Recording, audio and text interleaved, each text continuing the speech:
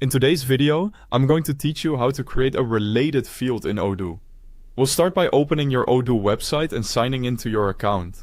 Once you're logged in, go to the page that shows all available Odoo applications.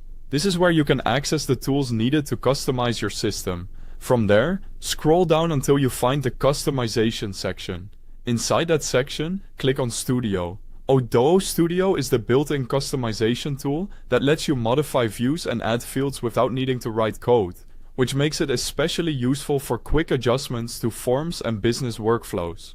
Once Studio opens, go to the form view where you want to create the related field. Make sure you are in the correct view before adding anything, since the field will appear exactly where you place it. Next, in the Studio panel, click the Add tab. Under New Fields, locate the option called Related Field, then drag and drop it into the desired position on the form. A related field in Odoo is used to display information from another record by following an existing relationship. So it's a great way to show connected data without manually entering it again. When the field selection window appears, choose the relationship you want to follow. For example, you might select Customer. After that, choose the field you want to display from that related record.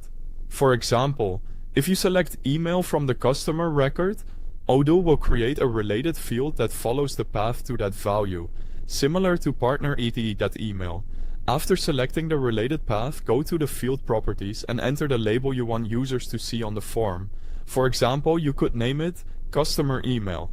Choosing a clear label is important because it helps users immediately understand what the field is showing. Now take a moment to verify that the related field is displaying the expected information from the linked record. This quick check helps confirm that you selected the correct relationship and target field.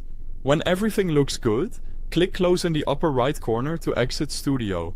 Odoo saves the Studio field configuration when you close it, so your customization should now be stored. To test the result, open a record in the customized view and select a related record if needed. Then confirm that the new field automatically displays the information from that related record. If it does, your related field has been created successfully in Odoo. Thanks for watching.